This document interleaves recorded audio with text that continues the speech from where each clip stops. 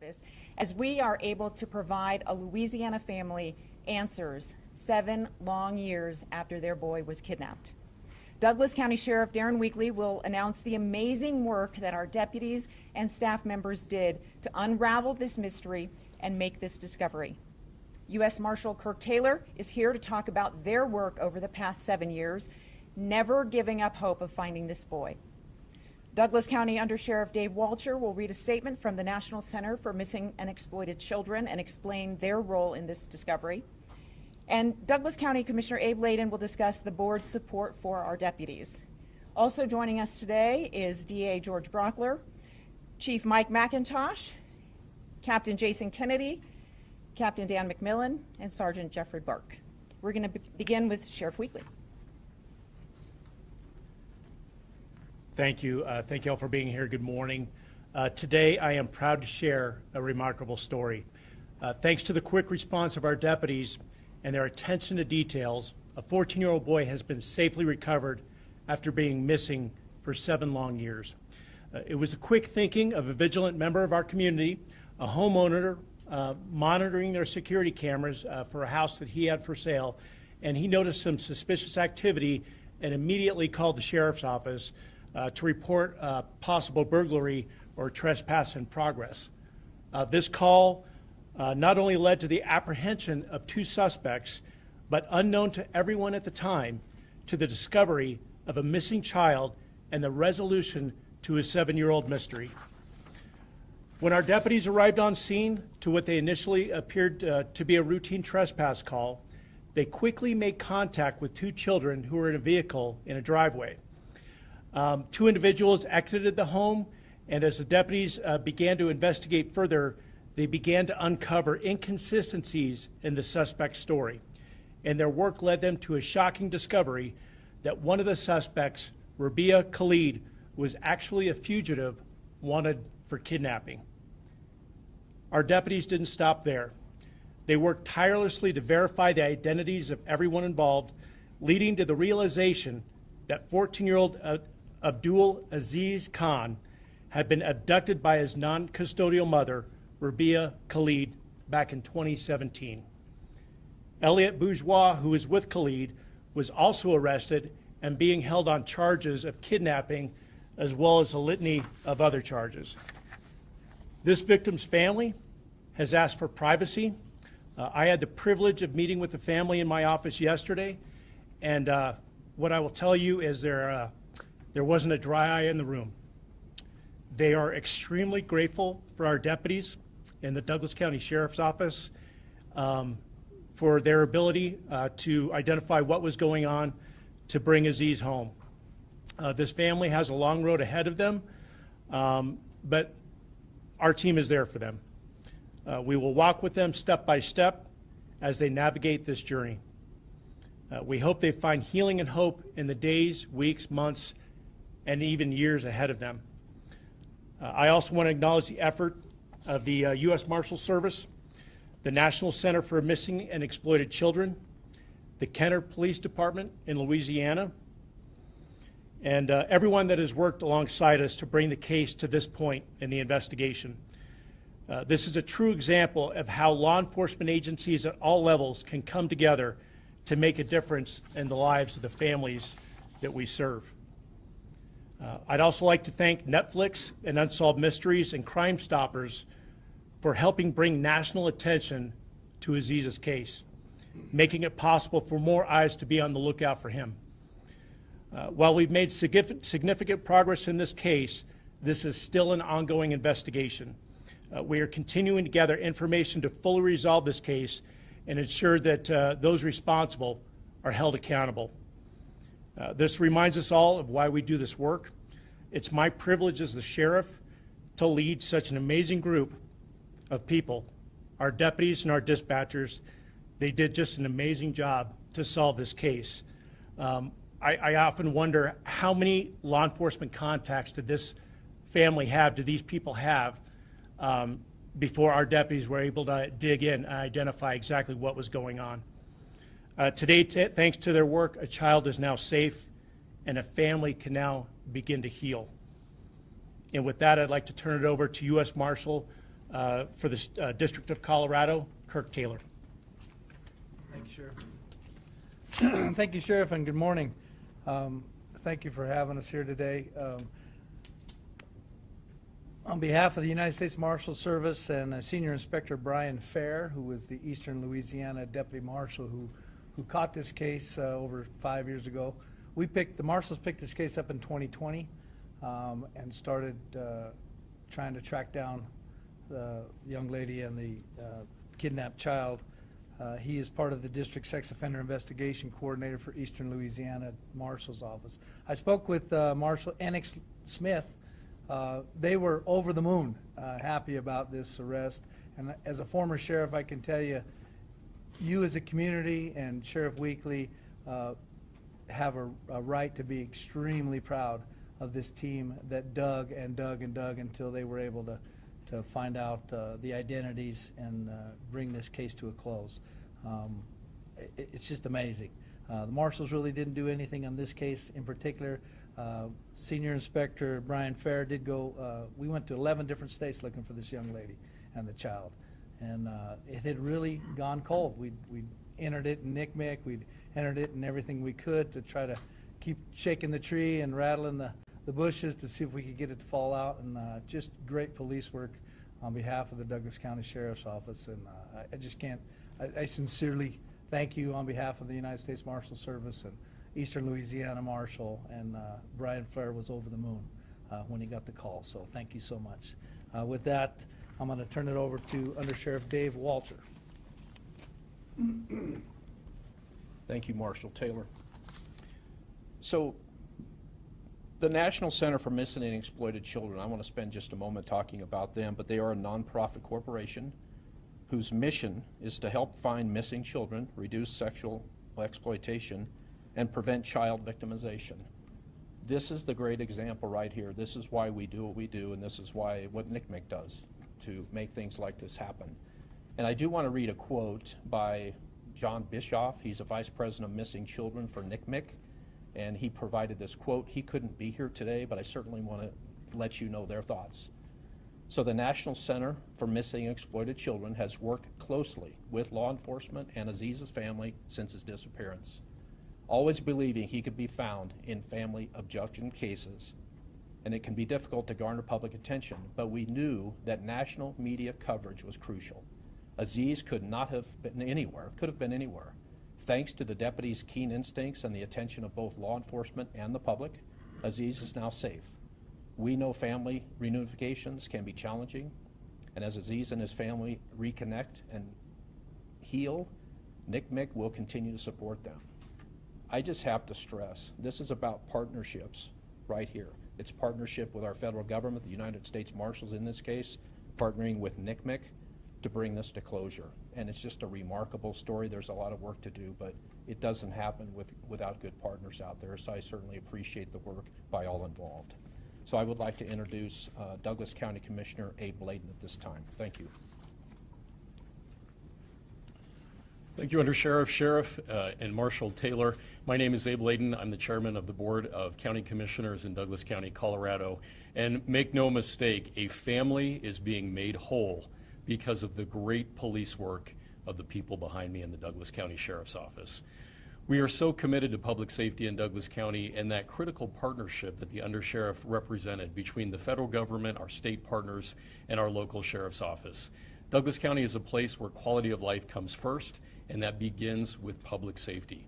No other county in the state funds public safety like Douglas County, and we're going to continue to do that. Thank you. Deb? Thank you very much. And before we open it up for questions, and they're happy to take questions, we did want to show you some clips from body camera from a week ago Sunday when this discovery was made. And if we can show you, direct your attention to the monitor here. We'll play the video and I'll walk you through it a little bit. It started again in daylight in the middle of the afternoon with a trespassing call. Criminal trespass.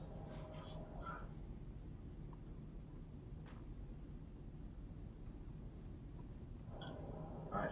Like I said, I just wanted to confirm that with you and make sure that that was the route that we were wanting to go, or if you wanted them just trespassed from the house where they can't be a buyer or anything like that. Just trying to make sure I'm going down the proper channels. And here is our deputy trying to determine all of the fake identities he's been given. That person's ID. Oh, we don't know because well, let's say when there's a Georgia driver's license, that the number comes back to a late born in 1921. The name, yeah. It's a lady. Yeah, born in 1921.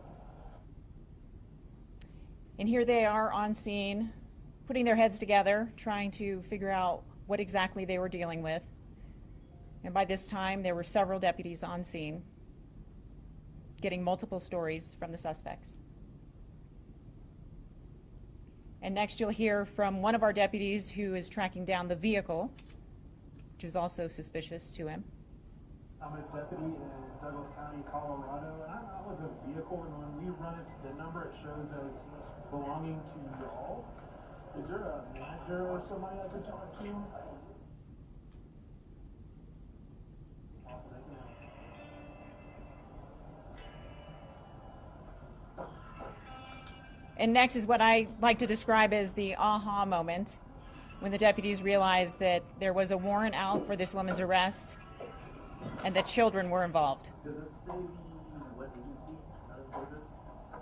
Georgia is the DL. Hang on, this is at the local DL. Yeah. I can see if I can get in contact on whichever. Oh, interesting. It's a 19 warrant updated in 23. So they probably. So is this a rental or are they buying? Yeah. So it's to an alias that they've given us, the dead guy.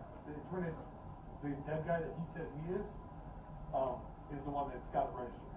Okay. And when I pull up the registration, it's that guy's name plus a trust listed. Okay, so they're just. I already asked for it. I know that comes back to dismiss. Okay. Here's your Kano PD Louisiana has a phone number by your name. Your kid's phone number.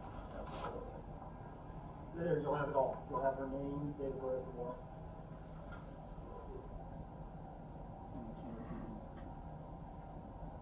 Yeah, what we need to do is figure out what kid is missing. Oh, well, we haven't run the kids yet. No, we haven't.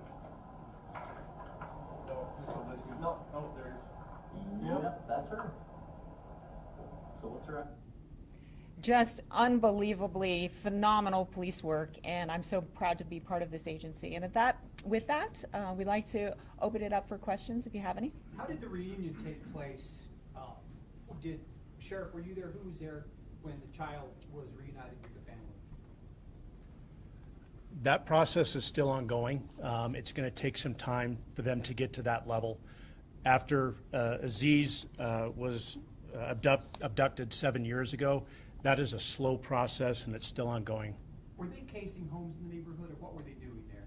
The question was, were they casing homes, or what were they doing there? That is still under investigation at this time.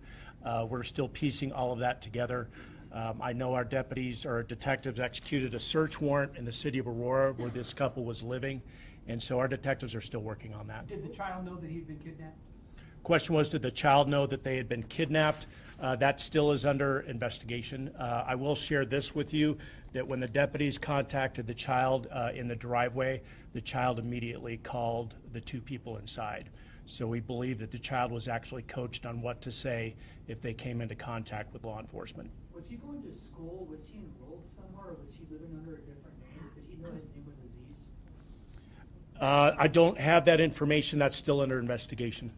Sheriff, what was the interaction with the family like? The interaction with the family, the father, it was actually amazing. I got to meet with them for about an hour yesterday in my office.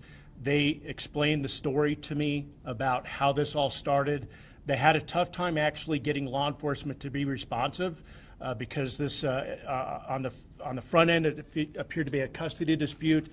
The mother in this case made some allegations against the father, criminal allegations. My understanding is all of that had been dismissed. And then when it appeared that the father was going to get full custody, that is when the mother left with the child. Do we know what led them to Colorado specifically and to Douglas County? I mean, you mentioned that there was 11 states that were searched in this process, but what led them to Colorado? Do we know? The question is what led them to Colorado. That is still under investigation. We believe that they have actually been all over the country. Sheriff, is there any indication that any harm had been done to the missing child? The question was, has there been any indication that there was any harm done to the child? No, both children that were contacted appeared to be healthy. Where's the boy now, Sheriff? Has he been physically reunited with his father, or is that still, like you say, not going to happen? That's the question is has the child been reunited with the father? That has not taken place yet. There's still a transition that is underway right now, and the child's location is confidential. What's the role the man who was arrested played in all of this? The question was what was the role that the man had to play? That he was involved in terms of being an associate with Rabia. There are several charges in relating to fraud. There were several identifications that were discovered in the vehicle that our detectives have done a search warrant on. And so again, that there's a litany of charges that he is also facing. Both suspects in this case are being held in the Douglas County Jail, each with $1 million bond. Would this be a state charge, or would this go up to a federal level case too? I'll let the DA, DA Brockler, do you want to take this one? Sure. As for the charges, there are state charges right now. Whether or not the federal government would choose to get involved in this because of the interstate play of the transportation, that's a conversation we haven't had yet. I haven't talked with anyone from the U.S. Attorney's Office about that. I should also say this as we start talking about the case that exists now and what the next steps might be. We have to presume these people innocent, no matter how it seems on videos and Netflix and whatever. For this system to work, we got to presume them innocent of these charges to move forward. I'm happy to stand here, by the way, and answer any other questions that you have. Can I throw out a couple things so that you know? What's the date? 27th is going to be the preliminary hearing as it's scheduled now for both of these individuals. They each face a number of charges, more for the male than the female, and I think it's 14 total for the male. And I keep looking back. You should know the two hardcore prosecutors that are in part handling this are just off camera here. And I know she doesn't want me to say it, so Lauren, sorry. 14 for the guy and 9 for her. Of the 14 on the male, 12 of them are felonies and 2 are not. And for her, it's 7 are felonies and 2 are not. What you will note about those charges that have been filed is that he is charged with kidnapping. She is not. She is charged with conspiracy to kidnap. That's because one of the nuances of the law is that you cannot kidnap your own child. And so we've filed those charges. That preliminary hearing is scheduled for the 27th. Whether it goes then or not could be a function of a whole bunch of different things. But if it goes, you'll see a lot more presentation of some of the stuff that you saw here, but much more details about the fraud and the ID stuff and all that. Jeremy? Is it possible that there could be charges filed in Louisiana too? Undoubtedly, undoubtedly. And I think that's the other question that you're probably driving towards is what next in terms of that? Now, this case originated in Louisiana. They have a warrant for her. For whatever reason, they don't have a warrant for him. There's a hold on her. And the question is, well, what do we do with that? And so having conversations with our counterparts in Louisiana matter. I will tell you, practically speaking, from experience, it would be unusual for us to not resolve this case first here and then send them on. Once you lose control of somebody, anybody in the system will tell you that you very rarely get them back.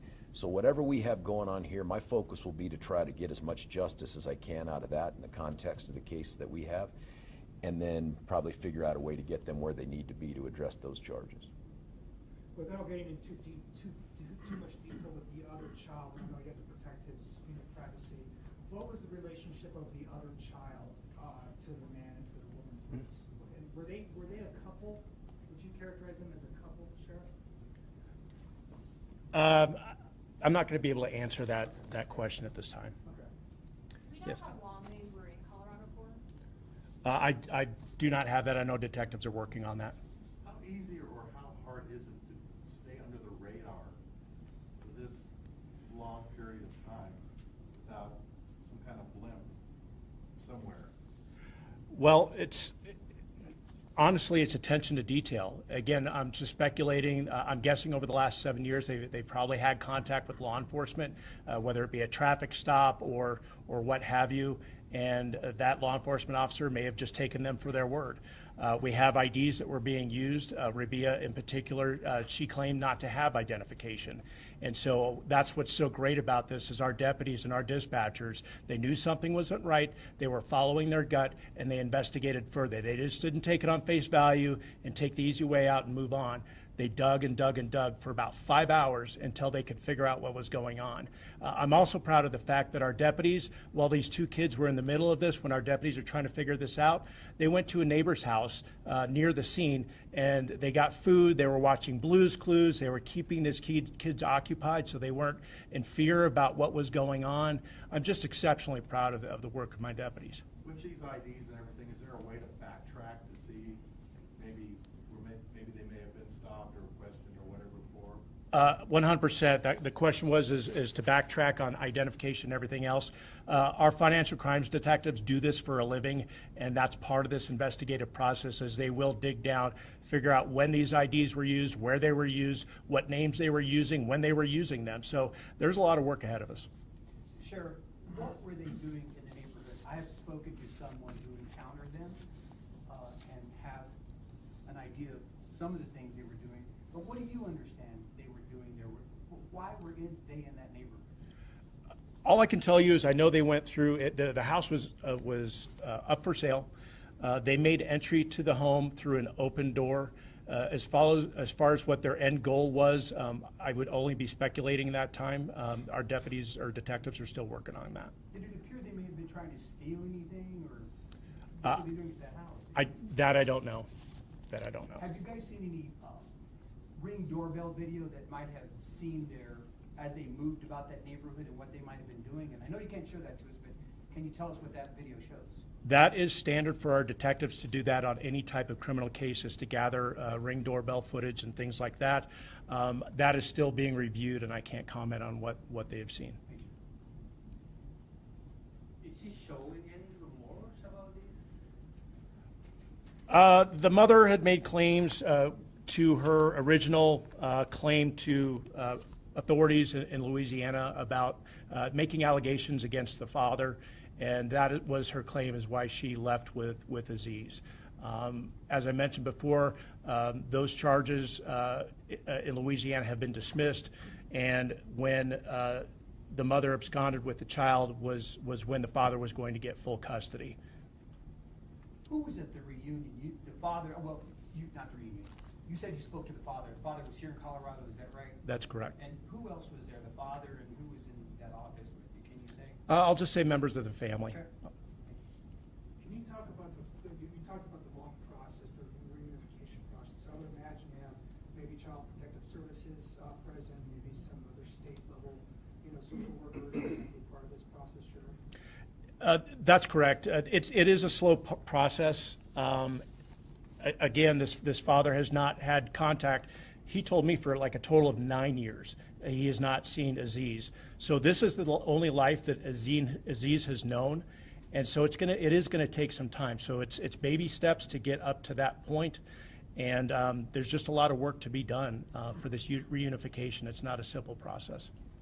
Did the deputy who we saw in the video there, he was very surprised with that aha moment that Deb described. What did the deputies, how do they characterize that encounter with the parents? Were they nervous? Were they fidgety? Do you know any of that? Well, the two suspects that we contacted, they were both very nervous. Their stories were not adding up.